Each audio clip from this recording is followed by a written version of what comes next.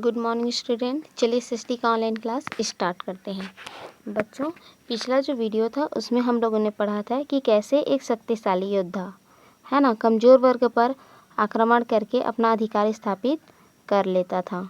आज हम लोग पढ़ेंगे आगे। चलिए बढ़ते हैं।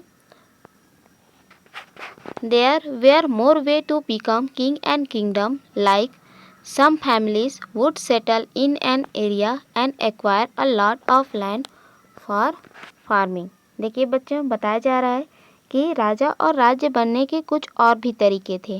जैसे कुछ परिवारों ने ज़मीन के बड़े बड़े टुकड़ों पर अपना अधिकार कर लिया।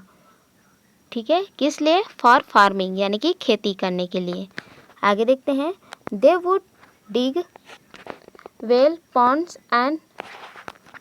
and boundaries to irrigate the land to get a good crop। ठीक है, उन्होंने अच्छी फसलें प्राप्त करने के लिए है ना सिंचाई के कुछ साधन जैसे कि कुएं, तालाब, बावड़ी आदि बनवाए। ठीक है बच्चों, समझ में आया? उन्होंने गुड क्रॉप्स यानी कि अच्छी फसल प्राप्त करने के लिए सिंचाई के साधन यानी कि कुआं, तालाब और बावड़ी आदि खुदवाए। ठीक है, चलिए आगे बढ़ते हैं। As their harvest increase this family would become wealthy and powerful.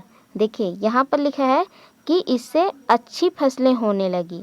ठीक है, जो फसल था यानी कि जो हार्वेस्ट था है ना वो इंक्रीज हुआ यानी कि फसल में बढ़ोतरी हुई। और लिखा है this families would become wealthy and powerful, है ना, और वे क्या होने लगे? वेल्दी होने लगे, है ना, यानी कि धनवान होने लगे, संपन्न होने लगे और शक्तिशाली होने लगे।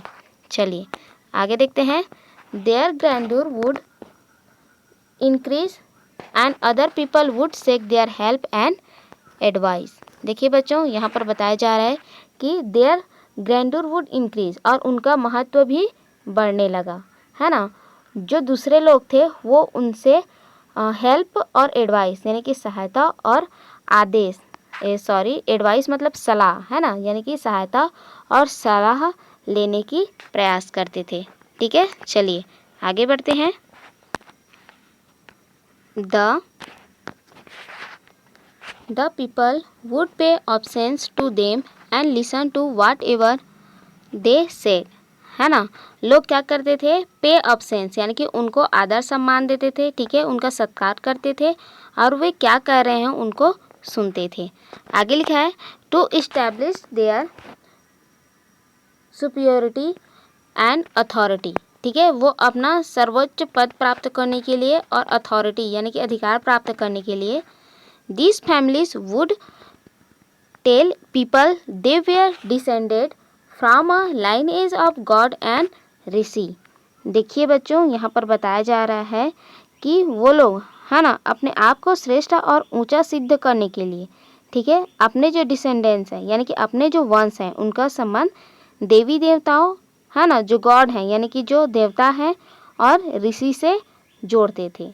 ठीक है बच्चों, समझ में आया? कहने का मतलब ये है कि वो अपने आप को है ना यानी कि ऊंचा बनाने के लिए, श्रेष्ठ बनाने के लिए क्या करते थे? अपने वंश का संबंध है ना देवी देवताओं और ऋषियों से जोड़ा। चलिए आगे देखते हैं। The Pala dynasty of Bengal and the Kalachuri of central India established their supremacy in this way, यानी कि बंगाल में पाल वंश और मध्य भारत में कल्चुरी का जो उत्थान हुआ था है ना वो कुछ इसी तरह हुआ था।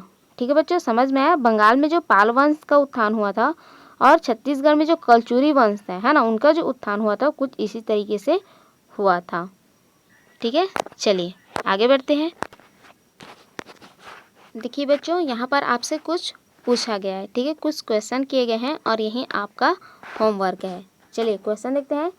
If someone want to become a king according to this today, will the other people accept him as a king.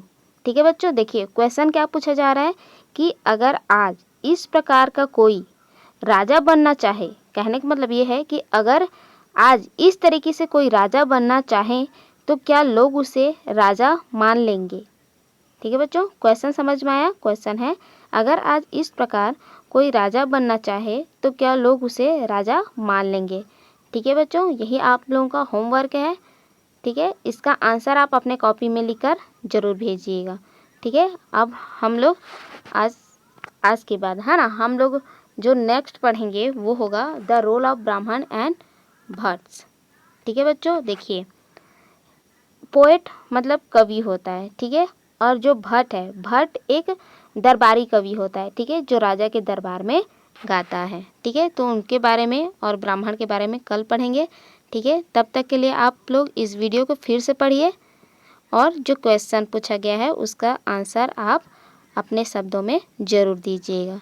ठीक है, आज के लिए इतना ही। Thank you.